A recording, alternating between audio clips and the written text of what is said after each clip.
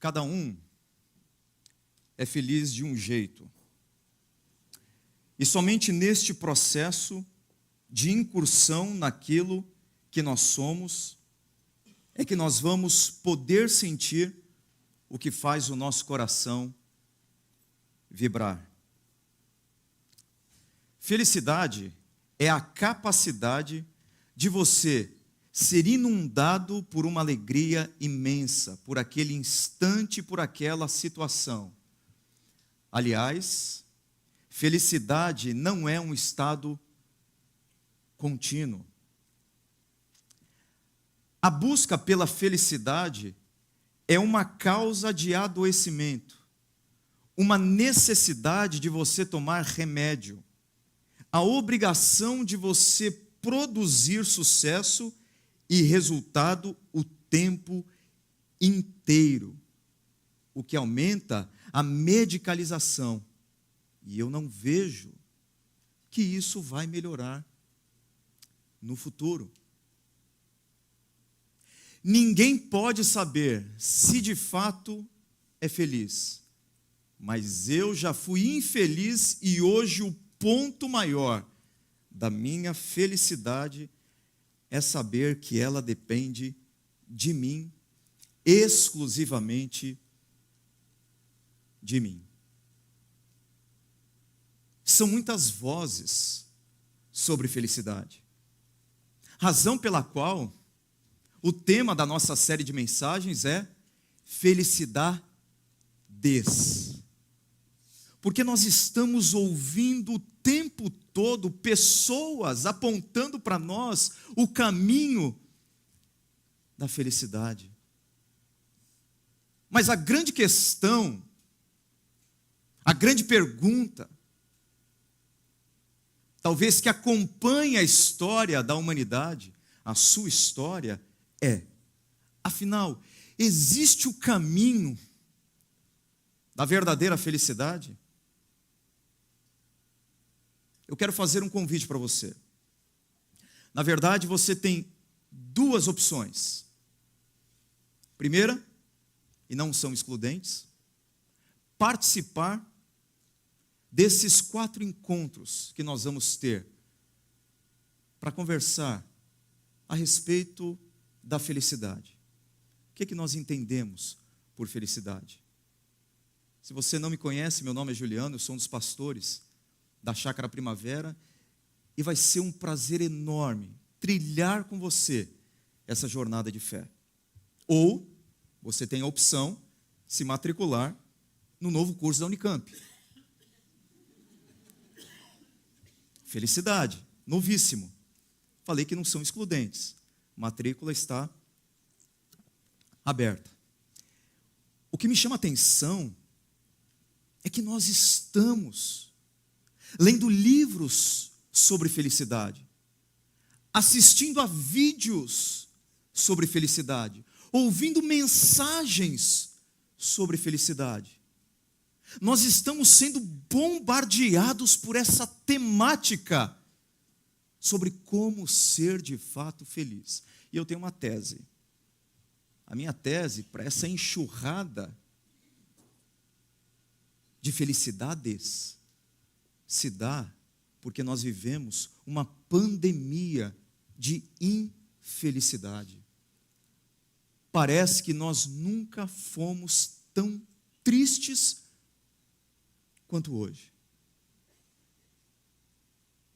Cada vez mais as pessoas se declaram infelizes, e no meio de uma cultura, como bem sintetizou a Ludmila Clio, uma escritora, uma cultura ou uma sociedade da qual nós fazemos parte, de uma geração de fotos sorridentes e de travesseiros encharcados, nós estamos freneticamente procurando algo que nos satisfaça, algo que nos preencha, algo que nos faça realmente, definitivamente, cabalmente felizes. No meio dessas vozes, há duas visões predominantes de felicidade. O que eu chamo de visão negativa, pessimista, mal-humorada, e a visão otimista demais e ingênua sobre como ser feliz. Eu vou começar pela visão pessimista, pela visão mal-humorada, pela visão ácida. Os versos da canção A Felicidade, canção de Vinícius de Moraes e Tom Jobim, definem essa visão de felicidade, essa visão pessimista demais. Tristeza não tem fim.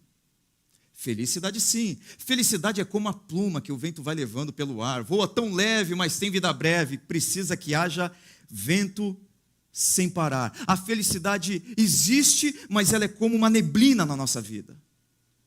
A felicidade existe, mas ela não é palpável. A felicidade existe, mas ela é efêmera. A felicidade existe, mas é passageira. A felicidade existe, mas ela é frágil. Ela tem estruturas porosas, frágeis, fracas. No livro recente, escrito por talvez os pensadores mais ouvidos, mais lidos na atualidade, no Brasil, na verdade, um diálogo, uma conversa entre o Pondé, o Cortella e o Karnal. Em certa altura dessa obra, o Cortella, na esteira do que nós vimos anteriormente, diz: a felicidade é um desejo permanente, mas uma ocorrência eventual.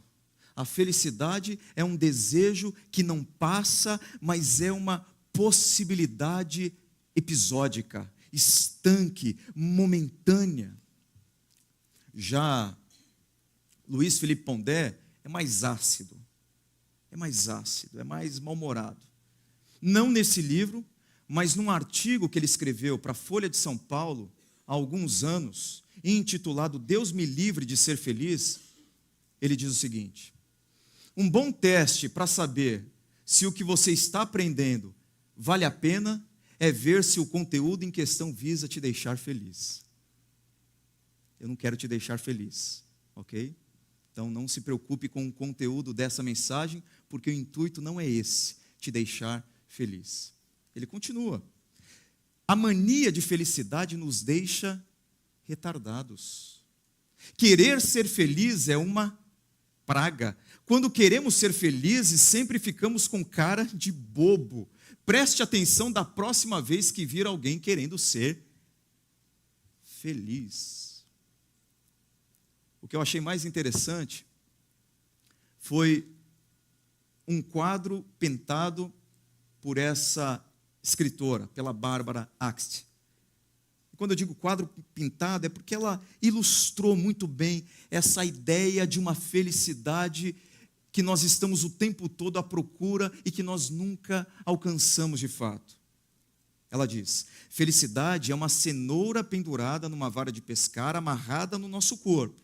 Às vezes, com muito esforço, conseguimos dar uma mordidinha, mas a cenoura continua lá adiante, apetitosa, nos empurrando para frente. Felicidade, ela conclui, é um truque, é uma miragem. Felicidade não existe. Qual é o ponto positivo dessa visão pessimista e mal-humorada de felicidade? Há um ponto positivo, porque a grande crítica desses pensadores tem relação com a felicidade quantificada, coisificada, com a felicidade que está condicionada ao consumo. A felicidade da paixão continuada, a felicidade do sorriso e das emoções. É a esse tipo de felicidade que eles estão aqui tratando e trabalhando, eles criticam duramente essa felicidade que é conquistada, é comprada, a felicidade que está atrelada a relacionamentos, a viagens no exterior, a carros, a casas, a roupas, a filhos, a família, a saúde. Essa é a grande crítica deles. O lado negativo dessa visão ácida, mal-humorada, é que a felicidade verdadeira é inalcançável. A gente não consegue ser feliz dentro dessa perspectiva e dentro desse paradigma de felicidade. Mas a visão otimista demais e, para mim, ingênua. Eu vejo isso no livro O Jeito Harvard de Ser Feliz, do Shawn Achor.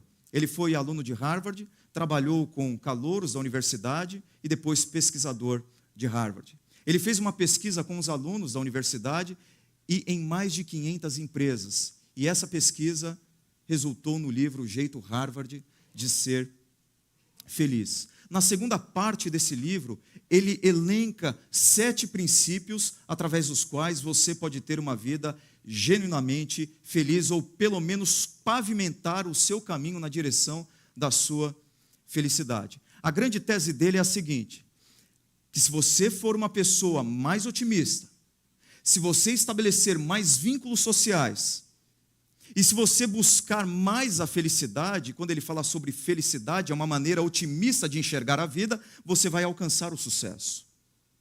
É uma grande mudança de paradigma, eu já falo com vocês sobre isso. Mas, rapidamente, quais são os princípios trazidos pelo Shawn Achor? Primeiro princípio, o benefício da felicidade. Ele diz que você pode programar a sua mente para que ela enxergue a vida de maneira mais otimista. Segundo princípio, o ponto de apoio e alavanca.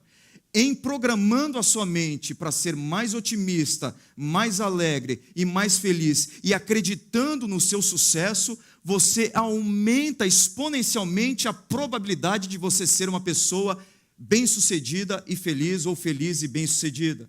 Terceiro princípio, o efeito Tetris. Aquele joguinho de bloquinhos coloridos que se encaixam. Essa foi a definição da minha filha, porque eu não conseguia definir esse joguinho. Então, eu acho que todo mundo conhece aqui o joguinho Tetris. Um grupo de pessoas foi colocado para jogar Tetris durante horas, por 3 dias consecutivos. Quando essas pessoas saíram nas ruas, elas começaram a perceber todas as coisas quadriculadas, coloridas e se encaixando. Qual é a grande lição dessa pesquisa? Que nós podemos sim reprogramar a nossa mente para enxergar a vida a partir de algumas premissas outrora não assimiladas. Algumas pessoas são programadas para enxergarem a vida do ponto de vista negativo. Outras pessoas são programadas para enxergarem a vida do ponto de vista positivo. Então você pode reorganizar a sua mente para, ao invés de ver o copo sempre meio vazio, olhá-lo sempre meio cheio. Quarto princípio, encontre oportunidades na adversidade. Qual a lição desse princípio do Shawn Achor? Ele diz assim: não me importa se o copo está meio cheio ou meio vazio, desde que eu possa enchê-lo. Então aproveite as adversidades da sua vida para evoluir. O mesmo sol que derrete a cera endurece o barro. Tudo depende da maneira com que você reage às circunstâncias. Você não consegue controlá-las, mas você consegue controlar a maneira como você reage a elas. Quinto princípio, círculo Zorro. Dom Diego de la Vega não se tornou um grande espadachim do dia para a noite. Foi uma construção, dia a dia, treino após treino. A tese dele é: ao invés de você ter grandes metas na sua vida, tenha metas factíveis, metas realizáveis, metas pequenas, porque à medida em que você tiver metas pequenas e cumpri-las, isso aumenta a sua consciência de que você tem poder para fazer as coisas, isso aumenta a sua motivação e isso aumenta a possibilidade do seu sucesso. Sexto princípio, a regra dos 20 segundos. Ele convida os leitores a mudarem seus hábitos ruins para hábitos bons. Mas para que você mude hábitos ruins por hábitos bons, você precisa facilitar a construção de hábitos bons. Como que você faz isso? Eliminando quaisquer coisas que possam se interpor entre você e a construção desse novo hábito. Um exemplo, você deseja ler a Bíblia todos os dias, todas as manhãs, antes de ir ao trabalho. O que você faz? Você coloca o seu celular na sala, na cozinha e a Bíblia na cabeceira da sua cama, deixando-a mais perto de você. Você quer começar a praticar atividade física logo de manhã, então deixa a sua roupa da academia ali prontinha à sua frente, para que quando você acordar, você possa olhá-la diretamente, e aí você é convidado a ir para a academia, ou mesmo, como ele diz, dormir com a roupa da academia. Eu, no caso, dormia com a roupa da escola para ter mais tempo para dormir, né? 7º princípio, investimento social. O que a gente faz quando o trabalho nos consome? Quando o trabalho nos engole? Quando o trabalho nos sufoca? Quando nós temos muito trabalho? A primeira coisa é o afastamento do nosso círculo de amizades. Nós não temos mais tempo para os nossos amigos. Nós não temos mais tempo para um cafezinho. E Shawn Achor diz: se você deseja obter o sucesso, a primeira coisa que você tem que fazer quando você está atarefado é procurar relacionamentos, é procurar vínculos fortes. Tem uma grande contribuição essa visão do Shawn Achor, que eu chamo de otimista demais e ingênuo. Ele faz uma mudança de paradigma nesse livro. Porque enquanto muitas pessoas acham que a felicidade depende do sucesso, ele diz que não. Pesquisas, e aí o livro vai trabalhar isso, pesquisas exaustivas mostram que pessoas bem-sucedidas são aquelas que, antes de buscarem sucesso profissional, se preocuparam com o seu próprio bem-estar. Ou seja, o pré-requisito do sucesso é a felicidade.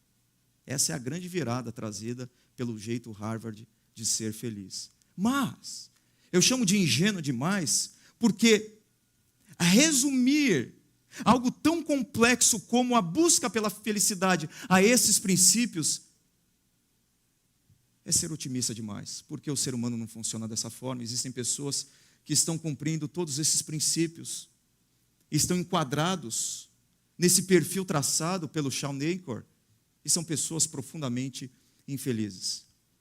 Apesar do Alfredo Simonetti, curador do Café Filosófico, Cultura CPFL, ter dito no último domingo, no último Café Filosófico, que felicidade é um projeto pós-moderno, eu quero voltar com você a mais de 2000 anos e mostrar o projeto de felicidade apontado por Jesus. Há mais de 2000 anos, Jesus tinha um grande compromisso com a felicidade das pessoas que estavam ao redor dele. E já adianto para você que o jeito Jesus de ser feliz é diametralmente oposto, é radicalmente diferente do jeito Harvard de ser feliz. Convido você a olhar para o texto de Mateus capítulo 5, que começa dizendo assim: vendo as multidões, Jesus subiu ao monte e se assentou. Seus discípulos aproximaram-se dele e ele começou a ensiná-los. Jesus está falando aqui com seus discípulos. Acompanhe. Vocês leem o que está em negrito? Vamos combinar assim? O que está destacado aqui. Bem-aventurados, pois deles é o reino dos céus. Bem-aventurados, pois serão consolados. Bem-aventurados, pois eles receberão a terra por herança. Bem-aventurados, pois serão satisfeitos. Bem-aventurados, pois obterão misericórdia. Bem-aventurados, pois verão a Deus. Bem-aventurados, pois serão chamados filhos de Deus. Bem-aventurados, pois deles é o reino dos céus. Jesus tem um compromisso enorme com a sua felicidade. Esse é um tema presente na Bíblia e presente nos ensinamentos de Jesus. Por 8 vezes nesse texto, nós lemos bem-aventurados, bem-aventurados, bem-aventurados, bem-aventurados, ou felizes, ou mais que felizes. Seria basicamente a melhor tradução da palavra grega makairos. Não existe na nossa língua portuguesa uma palavra que exprima a profundidade semântica, a profundidade de significado desse termo makairos. É muito feliz, é mais do que feliz. É uma felicidade superlativa, grande, inexplicavelmente maravilhosa. Makairos é a felicidade profunda, superlativa, inexplicável daqueles que vivem a partir dos princípios e valores da palavra de Deus. Makairos, bem-aventurados, felizes, mais do que felizes. São aqueles que vivem do jeito que Jesus quer. A partir desse texto, nós temos algumas conclusões rápidas no que tange a felicidade, e eu preciso, antes de adentrar em alguns detalhes do texto, mostrar para vocês quais são essas conclusões importantíssimas a respeito da felicidade. Primeira conclusão: a felicidade makairos não é sobre sentir ou ter, é sobre viver. Enquanto na nossa cultura a felicidade está no final de um caminho, no final de uma rota, no final de uma conquista, no final de uma promoção, no final de um sonho realizado, Jesus trata a felicidade não no final do caminho, mas em como esse caminho é trilhado. Segunda conclusão: a felicidade makairos não é sobre o futuro, é sobre hoje. É uma declaração que Jesus faz: bem-aventurados vocês são, felizes vocês são, mais do que felizes vocês são, é para hoje. Terceira conclusão: não é sobre a ausência de dor, é sobre a presença de lágrimas. Se vocês leram no texto, nós temos lágrimas no texto, porque a verdadeira felicidade não é ausência de dor. Às vezes nós esperamos que a nossa vida esteja em perfeita harmonia, nós esperamos navegar no mar calmo, tranquilo, para que nós tenhamos felicidade, mas a felicidade prometida nas bem-aventuranças é uma felicidade que coexiste com a dor, que coexiste com as lágrimas, que coexiste com a perda, que coexiste com o sofrimento. Quarta conclusão: a felicidade makairos não é sobre estar feliz, é sobre ser feliz. Estar feliz é diferente de ser feliz. Estar feliz tem a ver com o momento e com a circunstância. Ser feliz é experimentar de uma felicidade ultra circunstancial, de uma felicidade independentemente das provações que você tem, dos percalços do seu caminho. Não é sobre estar, é sobre ser. E última conclusão: não é sobre uma percepção subjetiva, é sobre uma voz objetiva. Não sou eu exatamente que digo, eu sou feliz. Eu sou feliz. A felicidade depende da minha aferição a respeito do que significa ser feliz. Não, de acordo com as bem-aventuranças, quem diz quem é feliz é Jesus e não os discípulos. É Ele quem declara quem é feliz. Determinar se eu sou feliz ou não, não está nas minhas mãos, no meu poder de decisão. É Jesus quem diz quem é feliz. O meu desafio é realinhar o meu paradigma de felicidade à visão de felicidade que Jesus tem para mim. Pergunto: quem é feliz? De acordo com Jesus, feliz é o cidadão do reino de Deus. Essa é uma premissa básica, porque Jesus está chamando quais pessoas para conversar com ele? As multidões? As multidões estão ali, mas ele se assenta e ao redor dele estão os discípulos. E Jesus está dizendo agora para os discípulos: vocês são felizes à medida que vocês viverem do jeito que eu quero. Porque a verdadeira felicidade depende de alinhar a vida ao que Deus quer de mim e de você como cidadãos do reino dele. Agora, a pergunta que fica é: quem é cidadão desse reino? Qual o perfil desse cidadão? Quem é essa pessoa? Quais as características dela? Primeira bem-aventurança. Vamos caminhar comigo? Jesus diz: felizes são os pobres de espírito. Essa é a bem-aventurança número 1. Felizes são os pobres de espírito.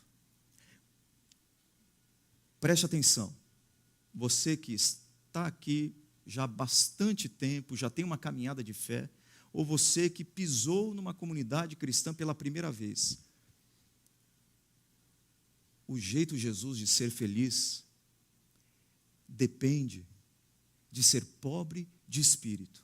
Se você deseja trilhar o caminho da verdadeira felicidade, segundo a espiritualidade cristã, é imprescindível que você seja pobre de espírito, porque ser pobre de espírito é a porta de entrada para todas as bem-aventuranças e todas as promessas de bem-estar contidas nesse texto.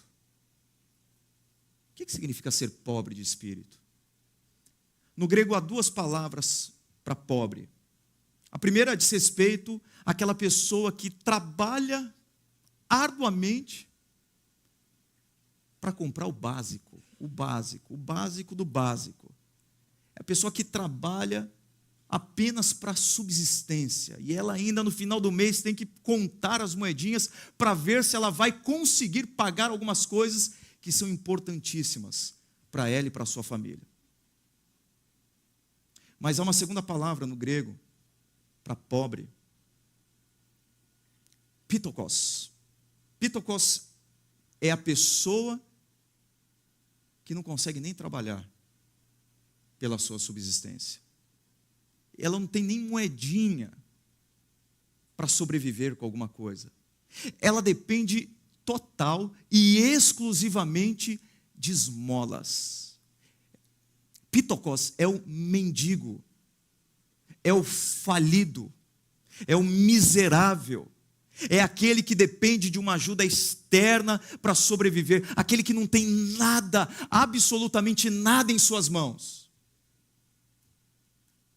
E a palavra que Jesus usa aqui, felizes são os pobres de espírito, é o pitokos. Felizes são os falidos, são os miseráveis, são os pedintes, aqueles que não têm absolutamente nada. Mas veja, Jesus não diz apenas felizes são os pobres. Jesus diz felizes são os pobres de espírito ou em espírito. Porque pobreza de espírito não tem a ver com ausência de riqueza material. Pobreza de espírito tem a ver com falência espiritual, com pobreza espiritual. Ser pobre de espírito é chegar diante de Deus com as mãos vazias, como uma pessoa espiritualmente falida, que não tem nada para oferecer a Deus que seja digno do amor dele. É dizer para Deus: Deus, eu me coloco diante do Senhor, mas eu não tenho nada em mim, eu não tenho nada comigo que seja capaz de atrair o seu amor por mim. Não existe nada comigo que o impressione, Deus. Não existe nada sob a minha posse que atrai os teus olhos para mim. Eu estou espiritualmente falido. Jesus contou uma história sobre 2 homens. Um religioso, fervoroso, irrepreensível, irretocável. E um outro pelego, um judeu cooptado pelo Império Romano para cobrar impostos abusivos dos seus patrícios. A história de 2 homens, o fariseu religioso e o publicano. Olha só, para trazer em perspectiva o que significa ser pobre de espírito ou em espírito. 2 homens subiram ao templo para orar. Um era fariseu e o outro publicano. O fariseu em pé orava no íntimo. Deus, eu te agradeço porque não sou como os outros homens, ladrões, no caso do publicano, corruptos, adúlteros, nem mesmo como este publicano, jejuo 2 vezes por semana e dou o dízimo de tudo quanto ganho. Por incrível que pareça, por mais que você olhe para essa oração como uma oração de gratidão, ela não é uma oração de gratidão. Ela é uma confissão de como o fariseu é bom, como ele é o cara, como ele é religioso. Olha só, ele ia além, ele estava um passo à frente da lei de Deus, porque a lei de Moisés dizia que um judeu fervoroso, ortodoxo, deveria jejuar ao menos uma vez ao ano, num dia chamado de dia da expiação. Esse fariseu não jejua uma vez ao ano, ele jejua 2 vezes por semana. Ele é o cara. Ele é o cara, vocês conhecem o hino Grandioso És Tu? Ele é o cara que canta no espelho, Grandioso És Tu. Como você é bom, como eu tenho orgulho de você, como você é o cara. Ele tem orgulho da sua ética religiosa, ele tem orgulho dos seus predicados morais, ele tem orgulho de quem ele é, porque ele não é igual àquele publicano miserável, pecador. Ninguém gostava daquele cara, mas graças a Deus porque eu sou bom. Graças a Deus porque eu sou melhor. Graças a Deus, graças a Deus. Agora, vamos olhar para o outro personagem dessa história. Mas o publicano ficou à distância, ele nem ousava olhar para o céu, mas batendo no peito dizia: Deus, tem misericórdia de mim que sou pecador. O publicano não chega perto do templo, ele não chega perto do templo. Ele não consegue levantar os olhos dele para o céu, de tão sobrecarregado pela culpa dele ele estava. A única expressão dele é uma expressão de lamento, de dor, batendo com um punho no seu peito, em agonia, dizendo as únicas palavras que ele poderia dizer para Deus: Deus, tem misericórdia de mim, que sou pecador. Em algumas traduções, que sou o pecador. Ele se entende como o principal dos pecadores. Sabe o que Jesus diz nessa parábola? Entre o assumidamente bom e o notadamente mal, eu lhes digo que este homem, o publicano, e não o outro, foi para casa justificado diante de Deus. Pois quem se exalta será humilhado, e quem se humilha será exaltado. Perceba que o reino de Deus não é para quem se acha bom, o reino de Deus é para quem sabe que é mal. O reino de Deus é para quem olha para si mesmo e entende que não tem nada para oferecer para Deus, a não ser a oração do publicano: Senhor, tem misericórdia de mim, porque eu sou pecador, eu estou espiritualmente falido, as minhas mãos estão vazias diante do Senhor, não há nada em mim que atraia a sua atenção para a minha condição. O que nos afasta de Deus não é a confissão das nossas maldades. O que nos afasta mais de Deus é confiar na nossa pretensa bondade.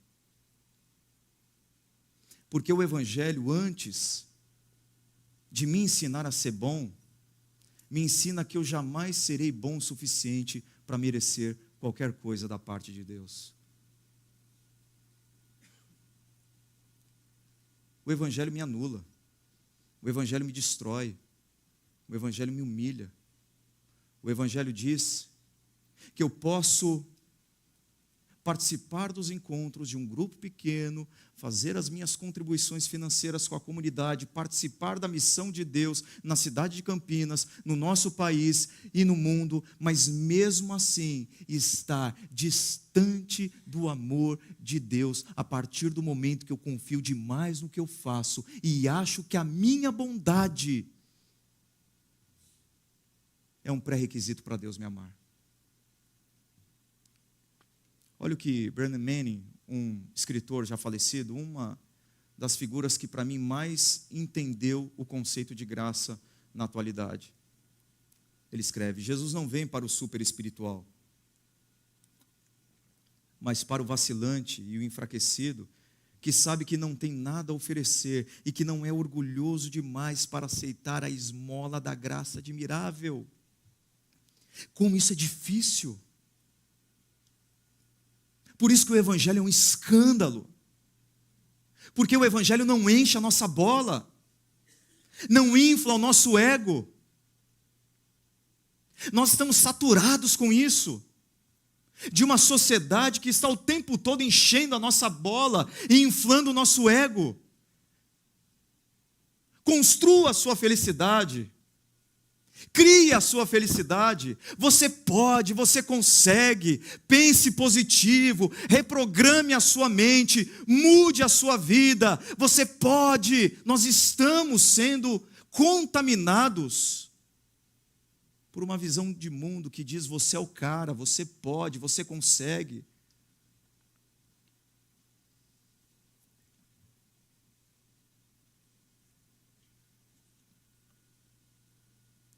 Foi feita uma pesquisa pela Nielsen, que atua no mercado de pesquisas, pesquisa e informação de mercado. E segundo a Nielsen, os livros mais vendidos no Brasil são livros de autoajuda. Alguns estão censurados ali, tá? Dos mais vendidos no Brasil, todos são de autoajuda. Eu não tenho preconceito com livro de autoajuda, pelo amor de Deus. Eu acho que tem coisa boa no mercado editorial. O fato que para mim é preocupante é que quanto mais nós consumimos, quanto mais a nossa sociedade consome autoajuda, mais ela precisa de ajuda. Ou mais ela parece precisar de ajuda. Talvez chegou o momento da gente parar com esse negócio, apenas de que você pode, você consegue, você é o cara, vai, cria a sua felicidade, pavimente o seu caminho na direção do sucesso. Talvez chegou o momento de nós, no caminho inverso, reconhecermos que nós não podemos, que nós não conseguimos, que nós não somos bons, que nós não vamos construir a nossa felicidade porque nós somos impotentes para isso. Talvez chegou o tempo.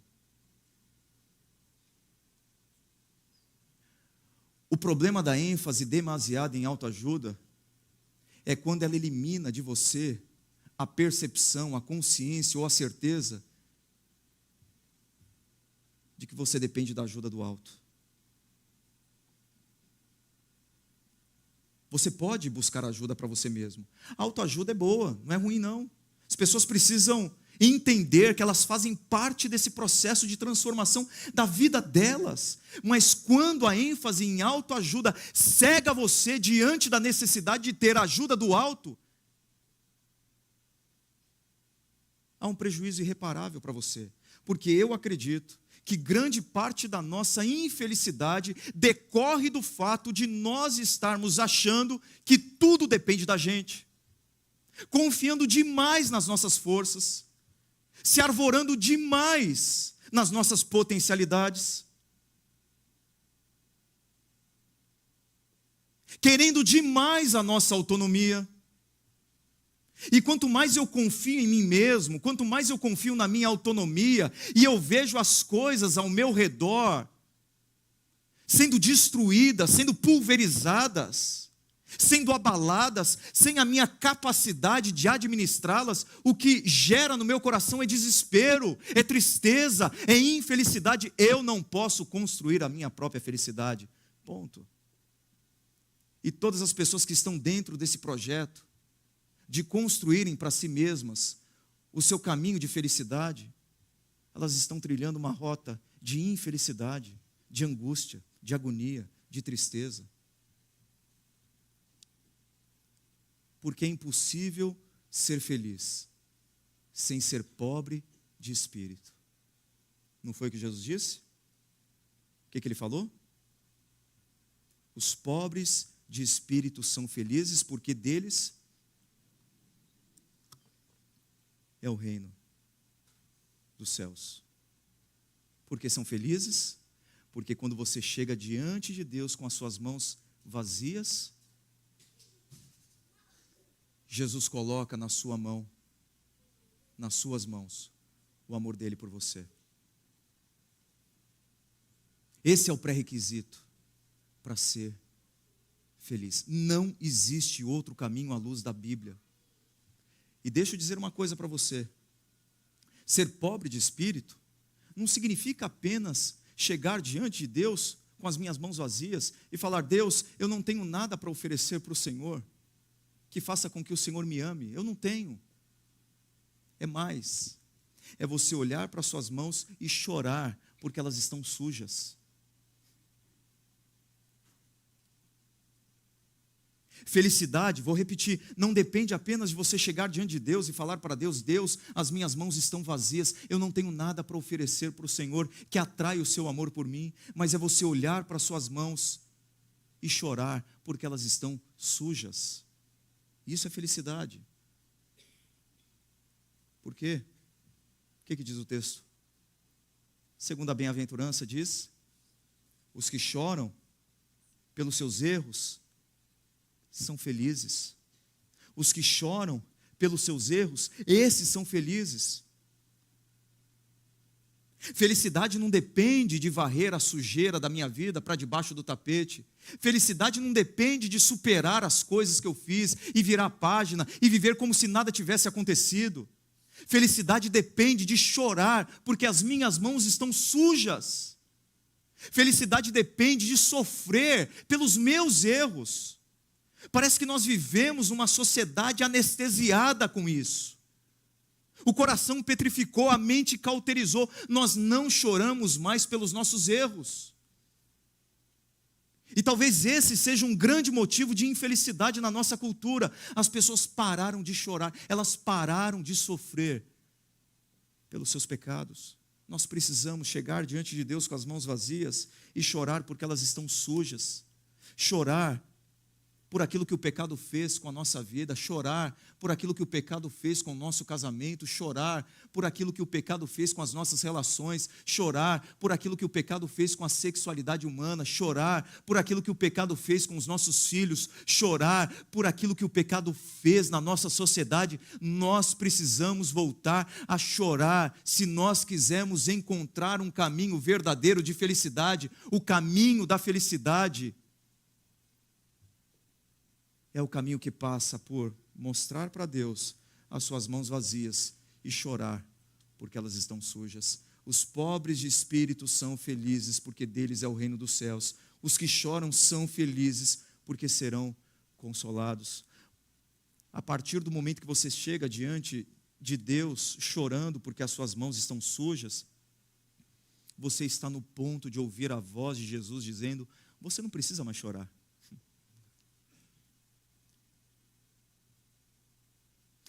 Deixe enxugar as suas lágrimas. Você não precisa mais chorar pelos seus erros, porque eu já chorei no seu lugar. Lá no Getsemane eu chorei por você, lá naquela cruz eu chorei por você. Você não precisa mais chorar, porque eu entrei na história para reconstruir essa ponte que sofreu uma fratura entre céu e terra. Você não precisa mais chorar, porque eu agora sou o elo entre você e o amor do Pai. Você não precisa mais chorar, porque o amor que Deus tem por você não está condicionado às suas virtudes. Você não precisa mais chorar, porque o amor que Deus tem por você é um amor apesar dos seus vícios, apesar dos seus erros, apesar dos seus pecados. Quando nós nos aproximamos de Deus com as nossas mãos vazias e choramos porque elas estão sujas, Ele nos convida a limpar as nossas mãos e alvejar as nossas mãos com a água viva da graça, da misericórdia e do amor dEle. Você não precisa mais chorar.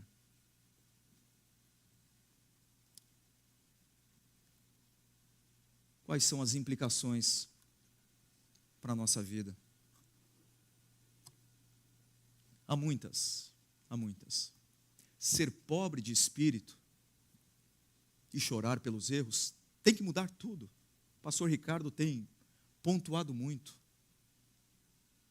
essa nossa busca não apenas por informação, mas por uma informação que gere transformação na vida. Então você ouviu sobre felicidade e ser pobre de espírito e chorar pelos seus erros, pelas suas falhas, mas o que isso muda? Isso muda muita coisa. Isso muda, por exemplo, a maneira como você se relaciona com Deus. Porque o religioso orgulhoso se relaciona com Deus como seu devedor, porque Ele é bom. Deus é obrigado a abençoá-lo, porque Ele é bom. Então Deus sempre está em débito com o religioso orgulhoso. Então ele determina para Deus, ele exige de Deus, ele dá murro na mesa, Deus é obrigado a ouvi-lo, porque Ele é bom. A probabilidade daquele que não é pobre de espírito de viver uma vida de infelicidade é muito grande. Eu explico. Se eu me relaciono com Deus como meu devedor, porque eu sou bom, quando Deus permitir que eu viva alguma coisa ruim na minha vida, sabe o que vai acontecer? Eu vou viver a minha vida profundamente amargurado com Ele. Todas as pessoas podem sofrer, menos eu, porque eu sou bom. Por que Deus permitiu que isso acontecesse comigo? Por que Deus permitiu que isso acontecesse com a minha família? Por que Deus permitiu que isso acontecesse com o meu casamento? Por que Deus permitiu que isso acontecesse na minha carreira profissional? Afinal, eu sou bom. E aí, quando eu vivo dias ruins, dias maus, eu vou passar o resto da minha vida decepcionado e amargurado com Deus. O pobre de espírito não. O pobre de espírito é aquele que passa por momentos difíceis, mas é aquele que consegue dizer para Deus: Deus, a tua graça é melhor do que a vida. O amor do Senhor dura eternamente. A minha vida está uma bagunça, mas Senhor, a única coisa que eu posso dizer é: tem misericórdia de mim, que sou pecador. Eu não quero exigir nada do Senhor, porque o mendigo não pode exigir absolutamente nada do rei. Ele é o rei dos reis. Sou apenas um homem limitado e pecador, carente da misericórdia e da graça. Mas ser pobre de espírito também muda a maneira com que você se relaciona com a vida. Porque o religioso, o orgulhoso, ele não consegue lidar com a vida de maneira agradecida. Ele não é agradecido. Ele não tem presentes, ele tem recompensas, porque ele merece o que ele tem. Ele não consegue agradecer a Deus, as pessoas. As pessoas estão sempre devendo para ele, porque ele é bom. Mas como eu disse, o pobre de espírito não. Ele é agradecido, porque ele pode não ter tudo aquilo que ele gostaria de ter, mas ele tem tudo o que ele precisa. E o que ele mais precisa na vida é a declaração de amor de um Deus que entrou na história e deu para ele um novo começo. Ser pobre de espírito muda a maneira como você se relaciona com as pessoas, porque o religioso orgulhoso não consegue perdoar, ele tem uma dificuldade imensa de perdoar, porque lá na profundidade da nossa dificuldade de perdoar as pessoas, existe uma consciência não verbal, um discurso não verbal de que eu sou melhor do que elas, porque como que elas fizeram isso comigo? Eu jamais faria o que elas fizeram. Ou seja, todas as vezes que nós inconscientemente dizemos eu não perdoo você, nós estamos paralelamente declarando eu sou melhor do que vocês. E aí o religioso orgulhoso, ele vive com problemas de relacionamento, ele está o tempo todo atritando com pessoas, virando as costas, sepultando amigos no seu coração, amigos que lhe feriram. Mas o pobre de espírito não, porque o pobre de espírito não se relaciona com elas como se ele fosse melhor, como se ele nunca fizesse aquilo que elas fizeram, ou como se ele nunca fosse capaz de fazê-lo. O pobre de espírito se relaciona com elas como um pecador no meio de pecadores. E quando alguém erra comigo, eu olho para a minha vida e eu percebo que eu sou tão pecador como elas e tão potencialmente capaz de ferir pessoas como elas me feriram. Ser pobre de espírito muda tudo. A sua relação com Deus, a sua relação com a vida, a sua relação com as pessoas. Portanto, renuncie qualquer justiça própria nessa noite. Chegue diante de Deus com as suas mãos vazias para Ele e diga para Ele: Senhor, esse é o nosso primeiro contato, mas eu quero dizer para o Senhor que eu não tenho nada nas minhas mãos que seja capaz de atrair o seu amor por mim, mas eu estou aqui e eu não tenho nada para oferecer ao Senhor senão a oração daquele publicano. Tem misericórdia de mim porque eu sou pecador.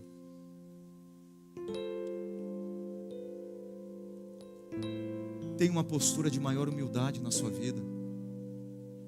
Pense em alguém agora, nesse momento, pense em alguém que você precisa perdoar nessa semana. Uma pessoa com quem você se relacionou como esse religioso orgulhoso, como alguém melhor. Eu jamais faria isso. Olhe para essa pessoa nessa semana, na perspectiva de alguém que tem as suas falhas, tem os seus erros, tem os seus pecados, e que é potencialmente capaz de ferir, inclusive quem você mais ama. Tome a decisão de perdoá-lo e de perdoá-la em nome de Jesus. Pelo que você precisa chorar.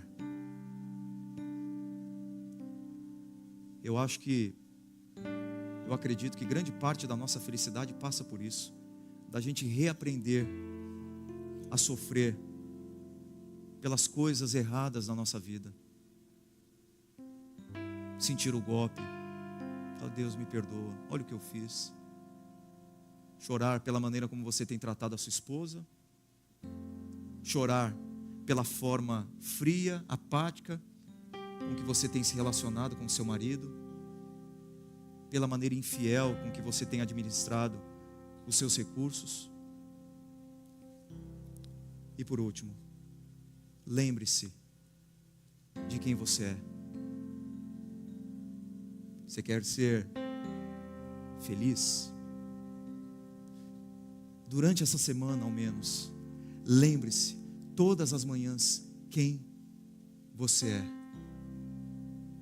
Sabe quem eu sou? Eu sou um grande pecador. Um grande pecador. Isso anula todo o meu orgulho e destrói o meu ego. Eu sou um pecador. mas eu não viverei escravo da autopiedade, porque eu sou um pecador salvo pela graça de Jesus Cristo. Lembre-se todas as manhãs de quem é você. Feche seus olhos, converse com Deus nesse momento. Quem eu sou, Senhor? Converse com Ele agora.